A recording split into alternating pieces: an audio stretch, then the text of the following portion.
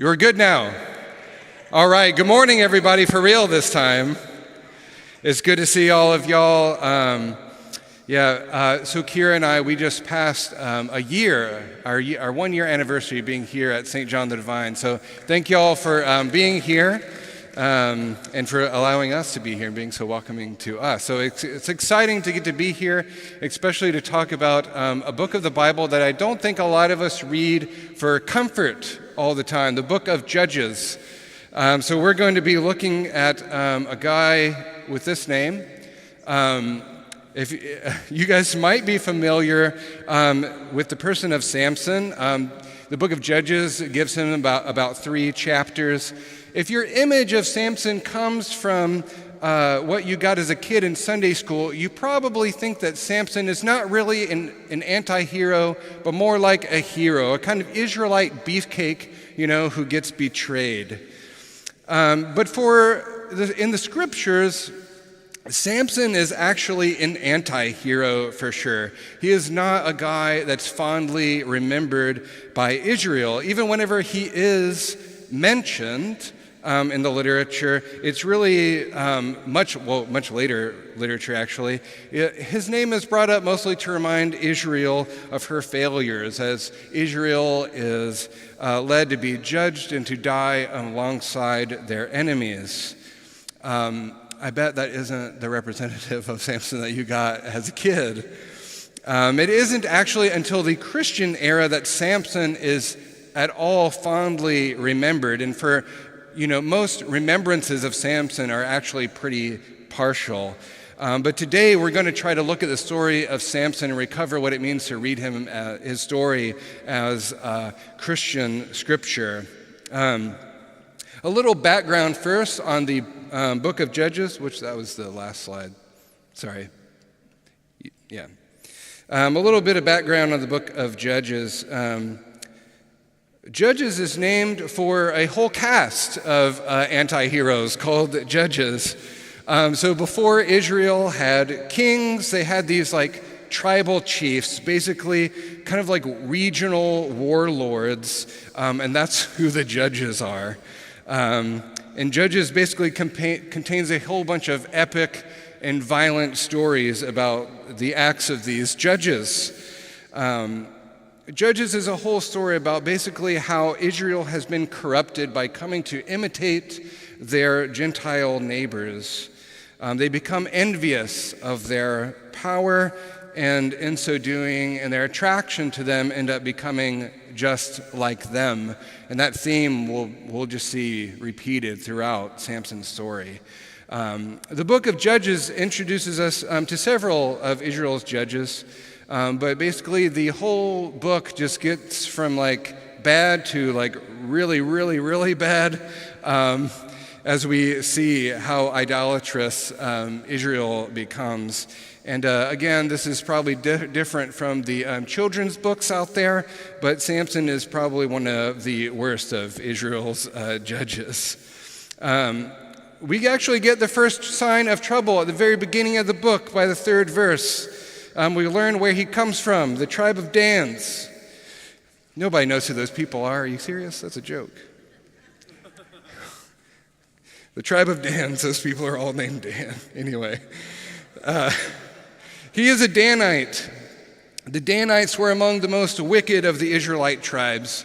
Whenever the Israelites, after the Canaanites were conquered and Joshua leads the people into the land, all the tribes get a little piece of land. But the Danites, they were pretty unhappy with their portion, and so they decided to go to another village called Laish. And they basically slaughtered the people there and then renamed the town Dan. And then guess what they did? They started worshiping the god Dagon, who was then worshipped in Laish at the time, the Canaanite god Dagon. And guess whose temple gets destroyed at the end of the book? It's the temple of Dagon. And so Samson's birth kind of, I lost a bit of my slide there somehow. Okay.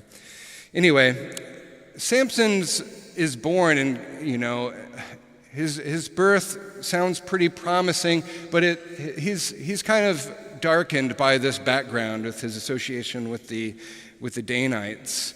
And basically what happens is an angel appears to his barren mother, the wife of Manoah. There's no other women in the story named except for Delilah, who we'll get to later.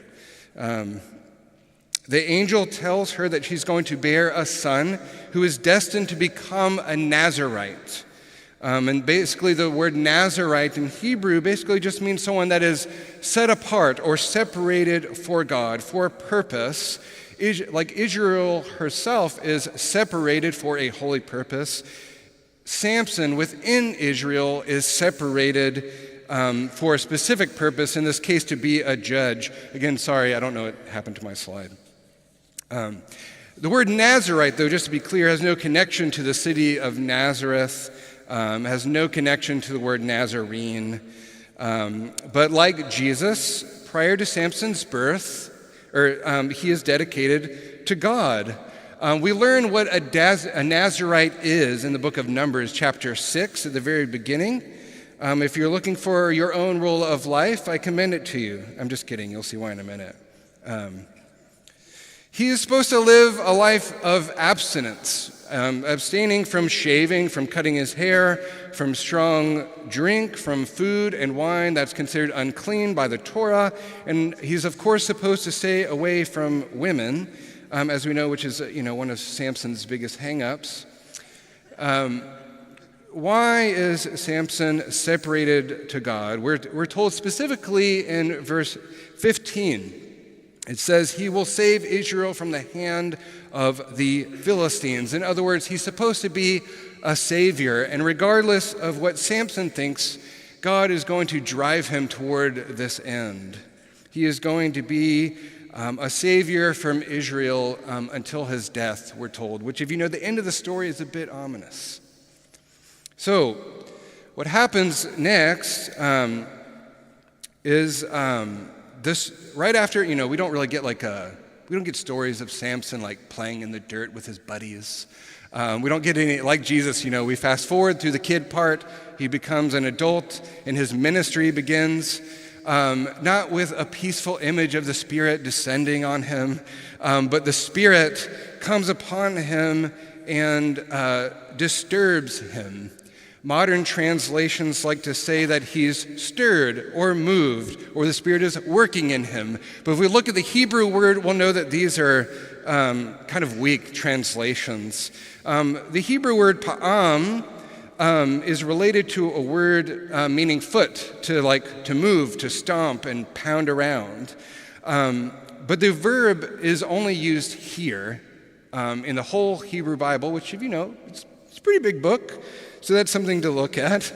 But the only time that this word is used, pa'am, it's only used at a time where we're talking about disturbances brought on by dreams. So whenever, we hear this word translated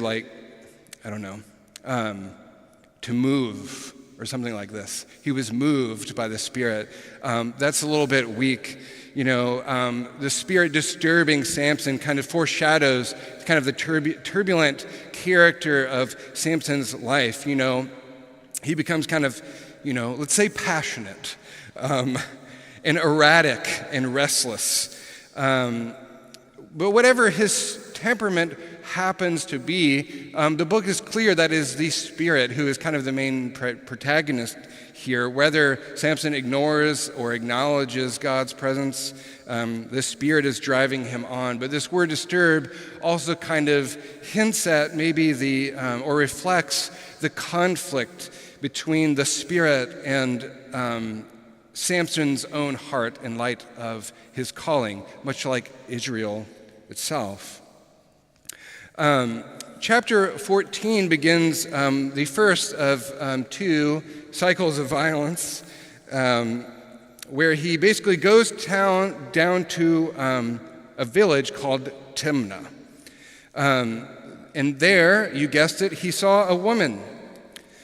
I want to be really clear about what women mean whenever they're talked about in the way that, the Bible, especially the Old Testament, often talks about them in respect to Israelite men and their desire for Gentile women. It has a much greater meaning than just lust. It also indicates Israel's own political and religious jealousy or attraction to what the Gentile, the more powerful Gentile nations have. And so Samson's continued attraction for Gentile women that are kind of considered off limits to him, especially as a person among the circumcised, his interest in them illustrates Israel's own idolatrous heart. So we're not just talking about lust here. So basically, Samson sees this woman, and he tells his parents that he wants them to get her for his wife. So romantic, Samson. He says, "Get her for me, for she is right in my eyes." This begins echoing a phrase that we see throughout the book of Judges, and it actually concludes the whole book.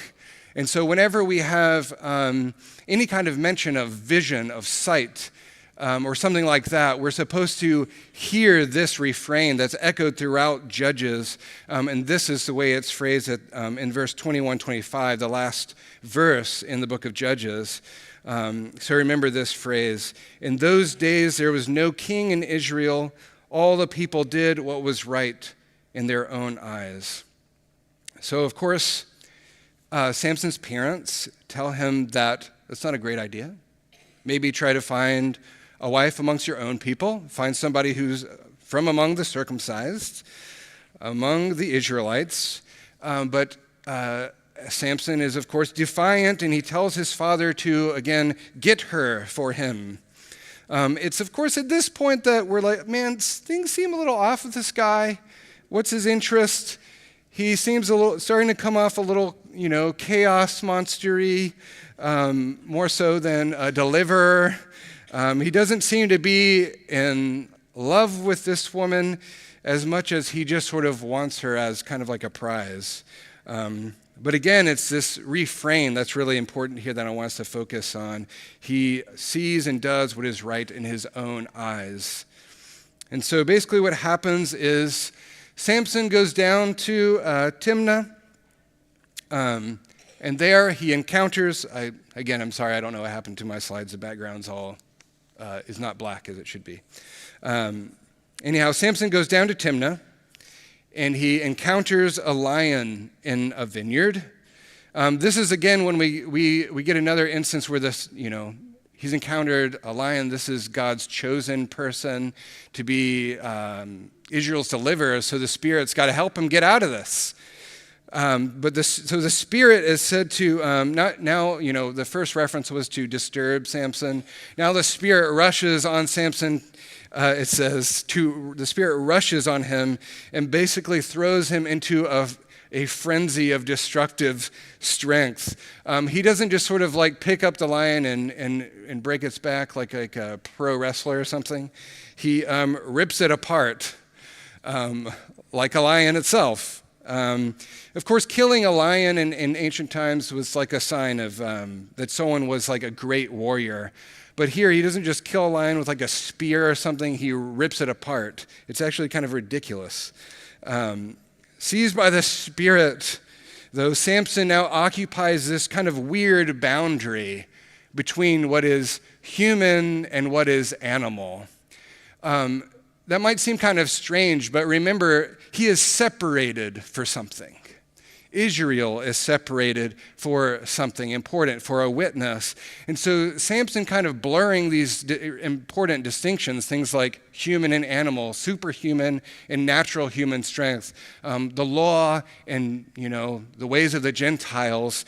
This is important here. We start seeing these boundaries beginning to blur whenever Samson, his strength makes him kind of like an animal. It illustrates where his heart is his heart is in some ways.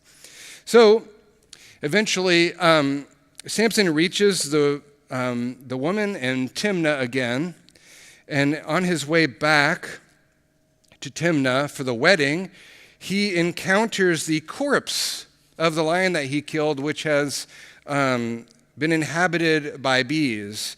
And at that point, he kind of gorges himself on the honey, which he's not supposed to do. Remember, according to the law, you're not supposed to affiliate with corpses. And so if it wasn't already gross, it's also just not allowed.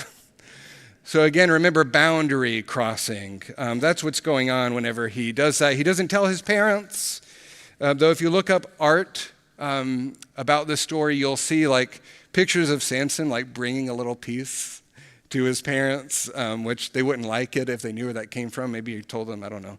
They thought he went and bought it, but that's a no-no. He doesn't tell his parents that he ate all of this. In the story, it tells us that on purpose. Samson, even though he has, superhuman strength, he's still a little bit scared of mom and dad, which is, that's a little healthy, right? Samson basically has already done, though, what a Nazirite isn't supposed to do. First, by marrying a woman from among the uncircumcised, from among Gentiles, and now by eating unclean food. So now it comes for the wedding. Weddings are expensive. They are now, they were then. And so what Samson figures out a way to kind of get out of the cost of, like paying for the stuff that you would need. One of those being like clothing for your groomspeople. And so, back in the day, people's clothes would get dirty. So if you're, whenever, like Christians back in the day, whenever they, were baptized, they would be given a handful of new clothes, right? So you see that symbolic gesture there. Similarly, at a wedding, if you're at a special occasion, you get a new cloak. And usually that's provided for you. But Samson is like, I'm not paying for that. Have you ever felt like that? If you've been involved at a wedding? And so basically he offers them a riddle. He says, basically, if you can figure out the answer to my riddle, I'll buy your clothes. But if you can't figure out my riddle, you have to buy them. And so basically what happens is Samson's groomsmen go and threaten Samson's new wife and says, basically, I'm going to burn you and your father's house unless you give us the answer to the riddle. They really did not want to buy those clothes, I guess. Samson's friends are not that great either, apparently. And so basically what happens is his wife is put in this position where she has to choose between complying or dying. And the choice between those, I guess, is pretty, I guess when you're, these are the terms, this is what you pick. So she basically goes to Samson and makes him feel like he's betrayed her by not telling him the answer to the riddle. He refuses to tell her for a bit, and then she weeps and nags him for a week, and then finally he's like, all right, and tells him the answer. And so, of course, Samson feels pretty betrayed by this, but he responds really maturely.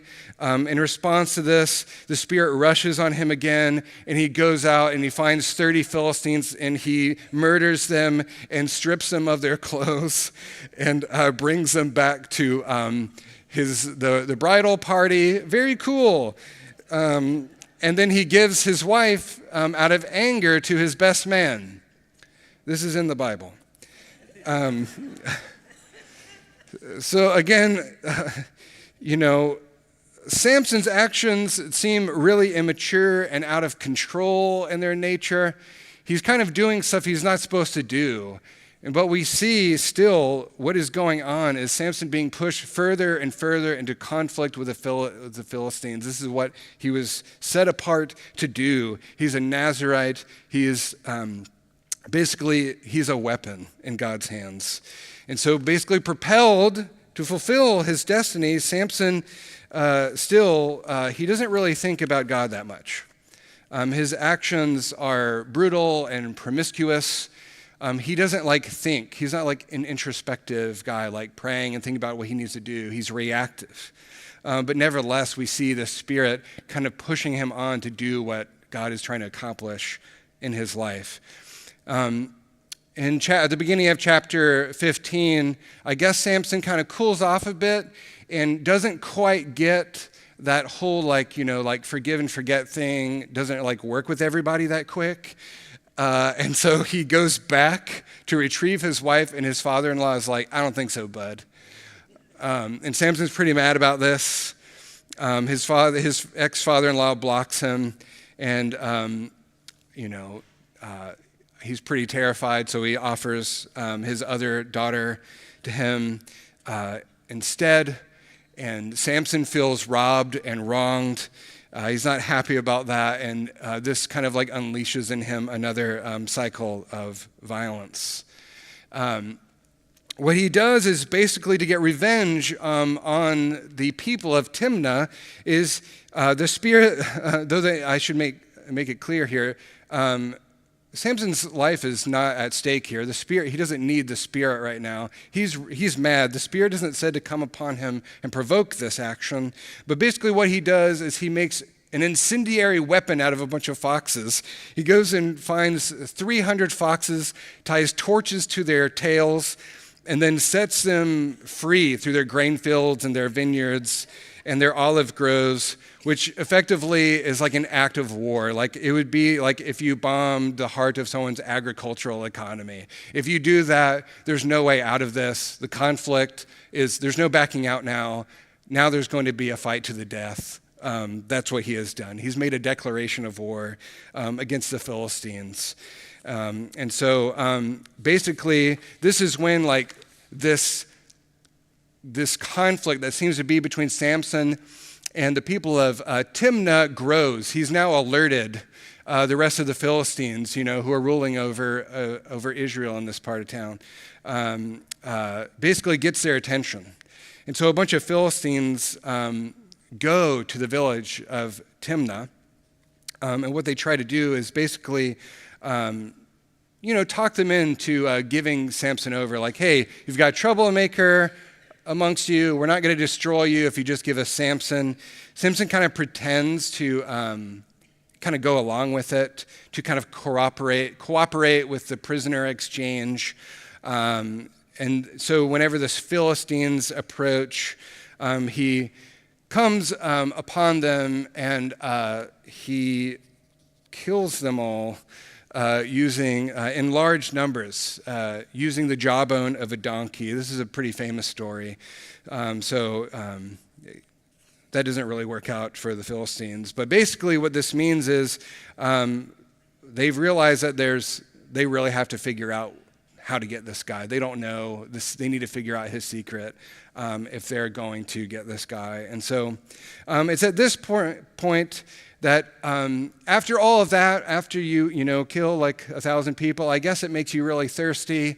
Samson is no different. This proves that he isn't superhuman exactly. He still has needs. He still thirsts. And it would be pretty lame if this guy that God, set apart after he just won this battle is thirsty and languishing, and then a bunch of other Philistines come upon him and kill him. And so it's at this point where something really significant happens. It's the first time that we hear about Samson praying. He calls out to God, and he says, he asks God to give him what he needs, to give him water. It's somewhat of a demanding and accusatory prayer, which is kind of fitting his character so far. But what's really important about this is crying out to the Lord as a refrain throughout the book of Judges. So it's really important when we hear it on Samson's lips, because it's at this time that Israel has really lost its voice. It's lost its hope and faith in God to deliver them. And so it's important that Samson alone is the one who cries out to God, and he'll do it one more time again. And so he appeals to precedent before God has, that's later, but this is the first time he prays. And so God splits open a rock, and Samson is able to revive himself, and then he finally gives God a little bit of credit which is good of him. Of course, immediately after this, Samson relapses. It's again where we get this language of sight. He is going to another part of the country called Gaza. He sees a prostitute, echoing that motif of unfaithfulness, of seeing and doing what is right in your own eyes, and he goes to them. And the Philistines become aware of this, and they go and try to trap him, and they basically try to get him at the door, and then they put a whole bunch of guards at the city gates that they've closed, so he can't get out of the city. They've got him trapped, and it's that point that Samson kind of catches him by surprise and runs out of the house. He doesn't just push open the door really hard, like you do when you have to the electronic doors aren't quite working at Walmart and you just hit it with your cart. He just picks up the doors and runs with them, which seems a little bit comical in a way. He's in a mad rush, and so he takes the doors with them. But again, this is still a symbolic action. Remember, he was set apart for a task, and here we see this action that kind of blurs another distinction. He's going past a huge barrier, again illustrating how Samson continues to break through barriers that he's not supposed to.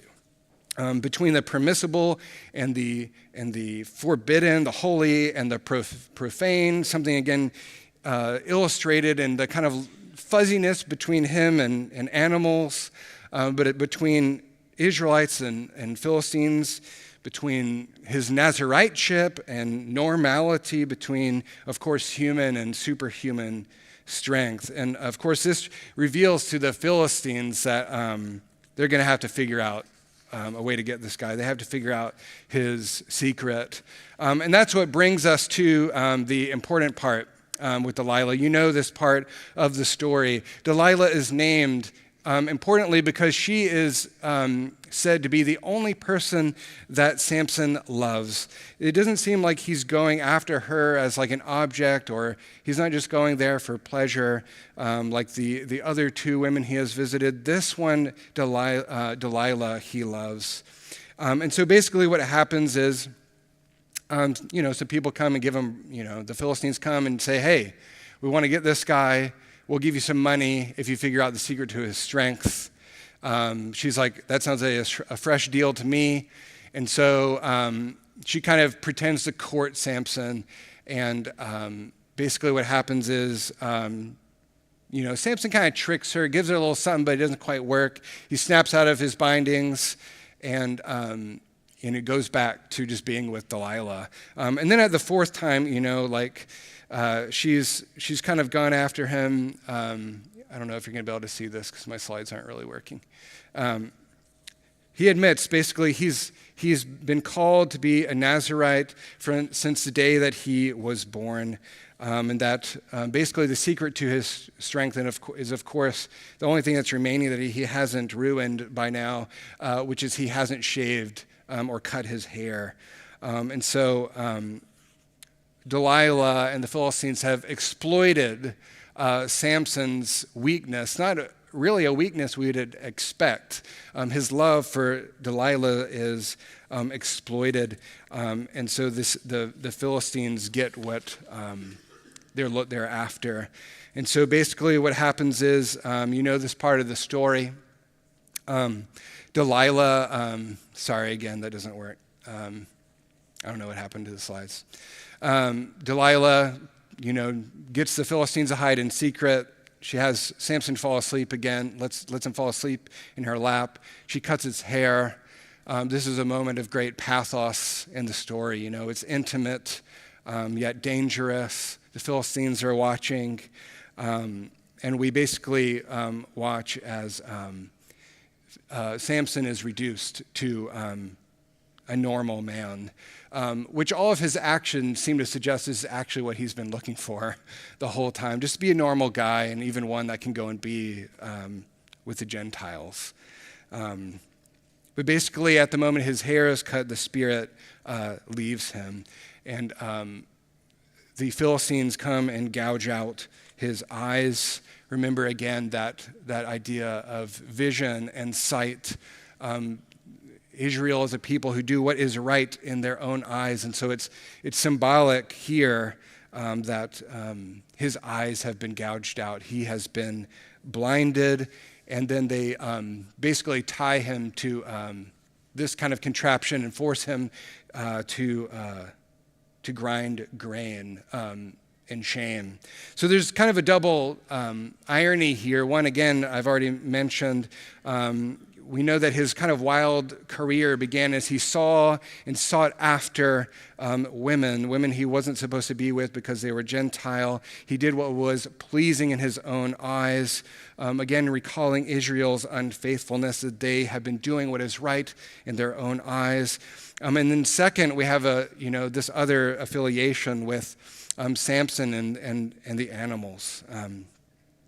He's sort of been kind of like a Black Mirror of Adam's mastery over the animals, his violence over them. And so basically he's made to be chained. He's made powerless, and he's made to take the place now of a donkey. This thing that he once used as a weapon, now he's occupying its place, again being where he shouldn't be. A reversal that I think is significant too for things that I want to get to later.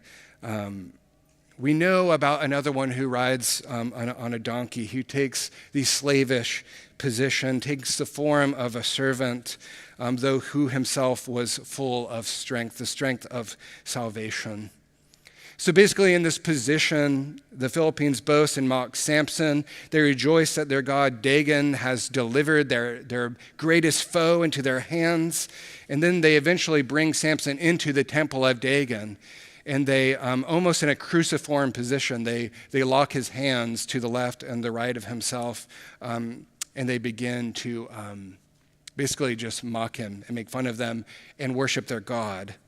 And so it's at this point where Samson is tied up, and it's dangerously overcrowded in there.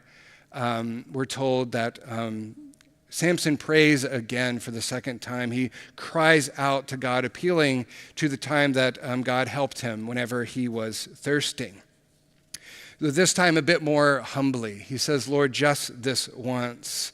Knowing that he doesn't really deserve it, but he knows that God helped strengthen him before in his time of need, and in this moment he asks God to do it again, to remember him, he says, to remember him and to give him strength so that he might avenge himself on the Philistines for taking his eyes.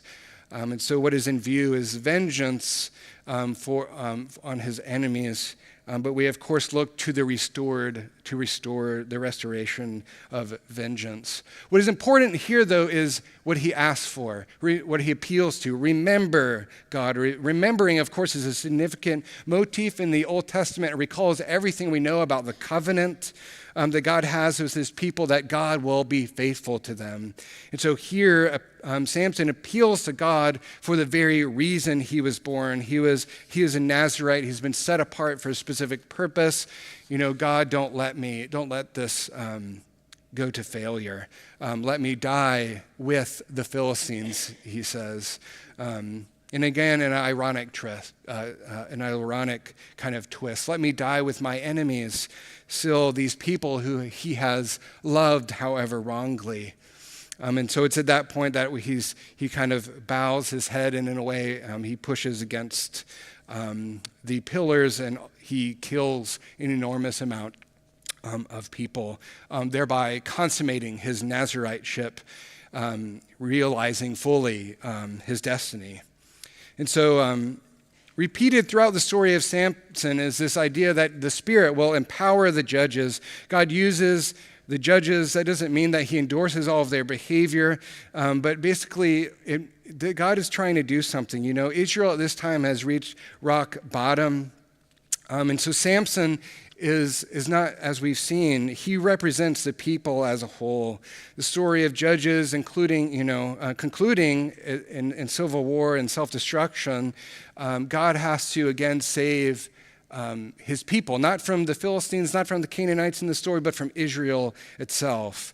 And so Samson, the story, doesn't just represent Samson, he represents Israel. He is separated from other men, just like Israel, but he longs to be like them, just like Israel is separated from other nations, but is continually drawn from them.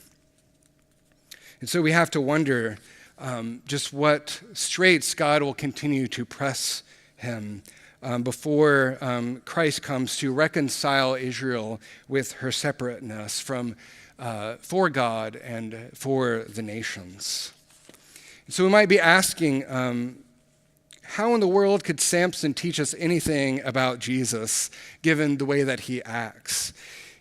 Christians think favorably of Samson only because we get a reference to him in the book of Hebrews. He is remembered at his best. Scripture chooses to remember Samson at his best as someone who has exhibited faith. He is at best a kind of forerunner of Jesus' faith, who is himself the only one who has perfect faith and is the perfecter of all of our faith. There's an incredible amount of just parallels here between all of them. There's too many of them really to just think that they're kind of accidental or relevant or silly to us. Both have an annunciation scene in their stories. They're both miraculously conceived. They're both consecrated for a purpose. They're both endowed with the Spirit, rejected by their own people, betrayed for money, mocked and scorned by their enemies. Their lives are both consummated in death, which lays the foundation for deliverance. Samson behaves terribly in many points of the story, but his story, his life, still points us to Jesus. Samson's life, we see, has been bound up with the Philistines, with the Gentiles from the beginning. Their name is spoken over him at his birth. He loves them, he clashes with them, he kills them, and then is blinded and tormented by them. Here in that, his desire and fate, we see just how Christ's life is bound up with ours, who are amongst the Gentiles, as God has clashed and loved us, dying not a death of vengeance, but dying as a final sacrifice for our sake, uniting Israel to Israel and uniting them, if he can do that, even to their Gentile enemies in love, thereby consummating even and consecrating even Samson's love. In Samson's love and his attraction, we see the bride of Christ. Here is the formation of the church. That's what Samson's love of Delilah ultimately is. Samson is an image of Israel, but both are images of Jesus, one true and faithful Israelite, the king finally come of Israel and of all of the nations. So Samson's idolatrous attraction for Gentiles finally reveals the consecration of God's love for the whole world, who longs to join both to make them and make us his bride. That's why he has given his life to win us his bride by becoming the ransom for many. So Jesus is remembered fondly by Christians in the scriptures, but because he is the one who perfects the story of Samson. He is the perfecter of all faith. So Samson in this way is able to help point us to the life and death of Jesus, the one who has conquered the world, overcome the grave, and given us life with himself. Thank you all.